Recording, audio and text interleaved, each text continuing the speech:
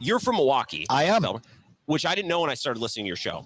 I had a friend turn me onto it, and I was living alone at the time, and I just loved listening to you blast your football team. Like, it became a hobby. It's like, now that I'm home, I'm going to make dinner, and I'm going to listen to these guys kill. And then I realized you were from Milwaukee, and I was interested. There's something very therapeutic about listening to you guys just blast your football team day after day when they've been bad, and they have been bad. I'll tell you where it comes from. I grew up in Milwaukee in the 70s. Yeah. And so my father, his friends, whoever, as a little kid, the adults I'm watching the game with, all said the same thing. You know, every game was the same thing. It was a giant bitch fest about why the Packers sucked. And, you know, this is what I heard in my house growing up more than anything. It was the most, 5 words I heard over and over again. Lombardi wouldn't have done that. Lombardi would do this. That would never happen if Lombardi were here. You know, like, that's all that I heard. It was just a constant bitch fest about Bart Starr, the coach, or, you know, whatever. Like, that era of Packers football came off the dynasty, and the expectations were high, and everyone in my house just bitched about the team.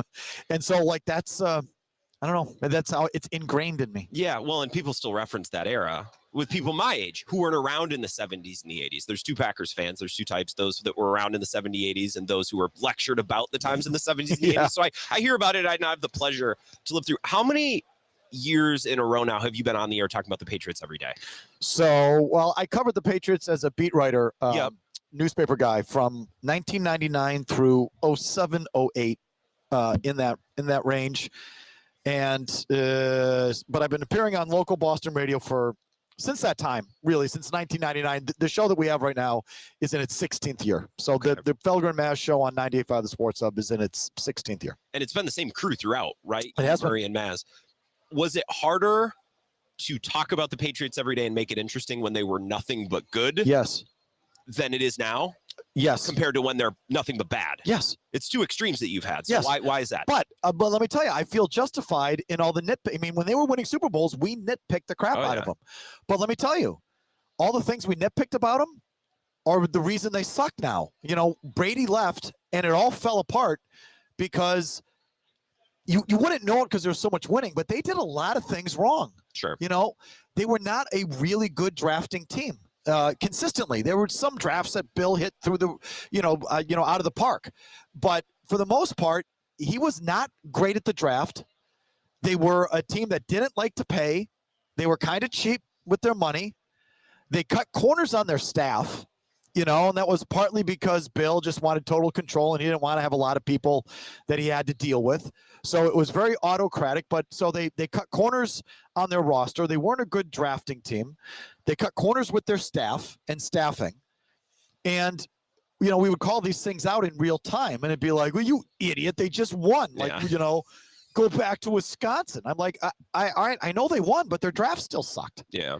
And so they lose Tom Brady, and now all those things caught up with them. So I don't feel that bad in hindsight because I think we were on with most of our criticism. It was just that Brady covered it up, and when Bill had his fastball as a coach, the combination of Brady and Belichick covered up all their problems. So does that make Brady underrated over the years? He might be in some way, which is insane because for so many years I resisted Brady because I wanted Rodgers. I'm like, I watched Rodgers do these things that Brady can't do, and that really put my brain in a pretzel. And now I'm looking back, it's like, well, knowing what we know now about the Patriots, maybe Brady would have actually won more other places, which is never what folks thought. It's possible. I mean, it's hard to say he would have had more than 6 Super Bowls. It would be hard. Yeah, I still think at the end of the day, they maximized what he was. But, anyway, you asked, how do we bitch about a team that's good? You find a way. Ways. Yeah, you find a way. You nitpick, you find something in a soundbite or anything like that. So you still believe the Crafts. I hear you talk about this. You still think they have the capacity to be a good owner. Yes. Even if they're on a bad streak. So compare. But there's so many dopey, unqualified owners out there that I'm a Packers shareholder. So okay. Well, me too. I'm a 2-time shareholder. Hell yeah. Yeah. So yes. And the Packers are immune from this conversation. Thank God. Isn't it great? I think one of the great things about being a Packer fan is that I don't have to look up at some douchebag in the luxury box with a pocket square, get on his helicopter after a game, or threaten to move a team or whatever. It's like, that's refreshing. It's nice. But you look across the league and all these, it's mainly kids who've inherited the team who are imbeciles. Yeah. Or just half-wits and have done nothing other than just be born and own the team. And, you know, there's the kid in Vegas, the kid in Indiana, the guy, these aren't kids anymore, but you know what I mean? Yeah, the kid of the original one. Yeah, it's like these guys have done nothing other than be born and be handed the team. And the Crafts are not that, okay? Yeah. Robert is largely self-made. Jonathan Kraft is a Harvard Business School. Like these are qualified, smart owners. I just think that they've lost their way in the last couple of years. Sure. Bad streak. I like to think they're in a slump, like a team would be in a slump or a player would be in a slump. They've just an ownership slump. They're in an ownership slump. That's interesting. They've just hit a rut here where they've made bad decisions, sort of compounded these bad decisions. I don't know the inner workings of their business, but they have held back on spending, both on the field and off. And I just think if they decide to invest themselves, both with real money and time and energy and their full capacity, that they're capable, good owners. But I do think they have to reestablish it because it's been a bad run, and I think their decision making has been at the heart of it. They need to bust the slump. Yeah, and I do love the Packers ownership structure. I have a caller who refers to it as the 3-ring binder, right? It's just been passed down from person to person, and that's why. So Ed Policy is going to take over for Mark Murphy, and everyone's like, well, maybe he'll want to get his own guy in there. It's like, I don't think that's how this works here. Is he related to Carmen Policy? Yep. No way. Is that right? Well, he's been with the Packers since they've been grooming him for over 10 years now. They've shaped him up to be a Murphy clone. So with other owners, you think, well, this owner's going to want to get his own guy. And I just don't know that those typical ownerisms apply to the structure in Green Bay, which I think is a good thing, especially when you look, especially hiring season, you look at these jobs that are open. And a lot of it is coming down to the owner and the situation you're going to. Brady being in full control in Vegas that's not something that was anticipated. That's excellent for you guys. It's excellent for us guys. I think it's excellent for Vegas. I mean, again, Mark Davis. Yeah. Look at that guy. Say less. Yeah. I mean, is that some sort of captain of industry? If his dad wasn't Al Davis, yeah, and he wasn't handed the team, what would that guy be? He's selling auto parts or something. I don't say that disparagingly, but he'd be what. And yet he runs a $6 billion operation. Yeah, and walks around like a captain of industry. But there's so many owners like that in the league. Yeah, that the Crafts are not that. Michael Felger is here. Did the Middleton trade move you at all? Can I ask you? Is this Milwaukee? Yeah, this is Milwaukee. This is the whole state of Wisconsin. But yeah, Milwaukee too. Yeah. So this goes across the whole. Where's the station located? Milwaukee, Bills on 920. Our flagship is in Madison, La Crosse, Eau Claire. So he's a bunch of them. Got it. Okay. Yeah. And we're live, right? Yeah, we're live. Okay. Yeah, can't swear. Okay. You guys don't swear. You're used to that. Is that ever difficult for you? Yeah. Don't swear. Did the Middleton trade make you want to swear? Yes. No. I mean, I like it. I think they're porked either way because that's kind of what it feels like. Because it's been obvious from day one that Giannis and Lillard don't play together. They don't play well together. When I watch their games. You've given up on it. Oh, yeah. Okay. Big time. It's been a year and a half now. Yeah. And I don't know, you people tell me. You watch a little more closely than I do, but when I watch their games, I don't see them in the same action together. I don't see much pick and roll with the two guys. I don't see the high screen and roll. I don't see them playing off each other. I see them come down the floor, and either it's one guy's possession or it's the other guy's possession. And even when it works, it's like, well, nothing else on it feels like, well, they'll take a nice step forward, and then they'll take 2 steps back. You know what I mean? And then one of them won't play, and it's like, well, they never play together. And then they will play, and they'll lose. And it's like, well, they're not used to playing together. It just feels like they have no offense. I don't think they have no offense to me. And it's either just Lillard ISO or Giannis ISO. And I think Giannis has been way too ball dominant for way too long. It's like, and this is such an old, you've been playing this way forever, but it's like him handling the ball on the perimeter is especially just when Dame's here now. Yeah. I mean, what is that? And I think it's because Giannis wants it or demands it. I don't know. So, I mean, I think Middleton, I love the guy, but I think it's clear he lost a step here. Yeah. And he had double ankle surgery this summer. As he would. At 33 or however old. As you would think. A guy his age would come off the injuries. Why would he have the same burst? And he doesn't. So I think Kuzma makes him a little more athletic. But if those two guys, if Giannis and Lillard, I mean, it hasn't worked from day one. Yeah. It never. I mean, I can't even tell you a period of. Have they even had a week? Yeah. Have they even had 2 weeks where you looked at it and said, okay, without a clunker, it's clicked. This is working. This looks like high-end championship basketball, and we got it. I don't think it's ever looked that way for more than a half at a time, never for a stretch of games since he got here. So, and I think it's because Giannis is absolutely plateaued as a player and a wonderful player and love him to death. But, people always said, well, when he learns how to shoot, when he gets that shot, look out. Yep. And he never got it. Like, it just never happened. It's worse. I mean, his free throw shooting's worse. His outside shooting's worse. He still feels like pulling up and hoisting those threes every once in a while. It's like, what are you doing?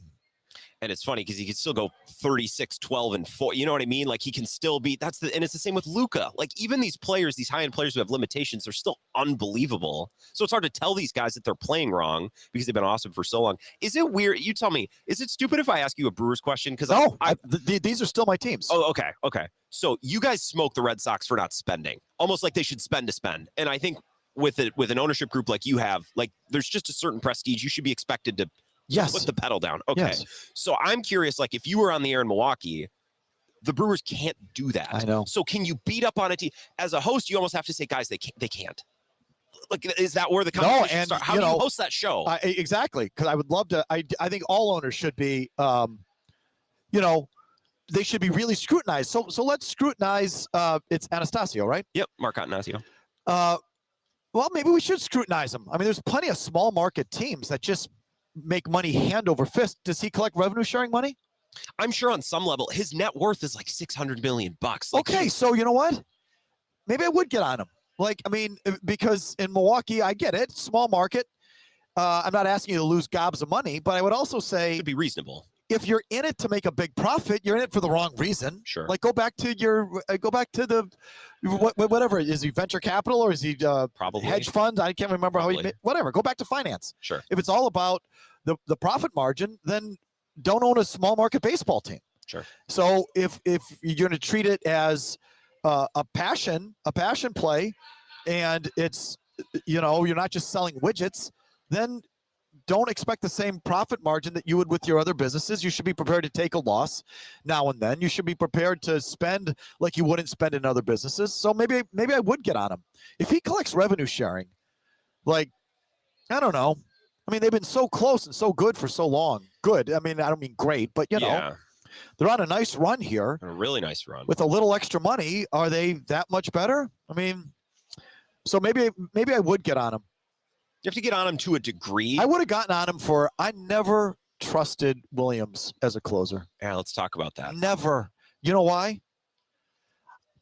I don't want a closer having his primary pitch, his out pitch being an off-speed pitch. You want the gas. I want gas. Mm-hmm. I want guys blowing guys away. I don't like closers whose primary pitch or out pitch is an off-speed pitch. You're asking for trouble. And boy, they asked for it. And apparently he was tipping it to boot. So Alonso knew what was coming, and it was the off-speed pitch. You can know the fastball's coming, like when Hader was in his prime. They know what he's throwing every pitch, and you're still not going to touch it because of the heat. So I never trusted him in that role. And I'll tell you that last loss. I literally have it written down in my notes. I've seen my teams lose a million times. That I was ready to cry. I was home alone. I was ready to cry. That hit me in the gut. That was one of the worst Milwaukee losses I've had in a long time. It was a wild card series, Felger. And I don't know why. I don't either. I don't know why that one hurt so bad. But that felt like my childhood growing up in the 70s with the Packers losing every freaking Sunday and the weather turning horrible and how sad and depressed it was. And like, that's what that one felt like. That was an old school kick in the nuts kind of loss. That one. I don't know why that one hit me so hard. When I was listening to Levering and Euchre, because I have an MLB at plate or whatever, the account where you can listen to and I thought it's the last game of the season. You don't know how many of these Euchre has left, and it's a national broadcast. I don't need to listen to Scamby or whatever his name is. And it was and now we know. Oh, they put and Euchre was only doing like the 9th inning at this. Like we learned that he was getting radiation treatment and then coming to the park like he was in pain. So he was doing anything he could. Did he only do the 9th inning? Because I want to say that he wasn't on the whole broadcast. No. He disappeared for a couple innings in the middle of the game. Like he was just the absolute minimum that he could handle or the maximum that he could handle, and it wasn't much. Yeah. And Levering and a lot of these guys knew, like, this is probably one of the last times we're ever going to see Bob. That was part of it too. That was a crusher. And Yelich is in tears in front of his locker. And Murphy, I mean, it sucked. It sucked so much.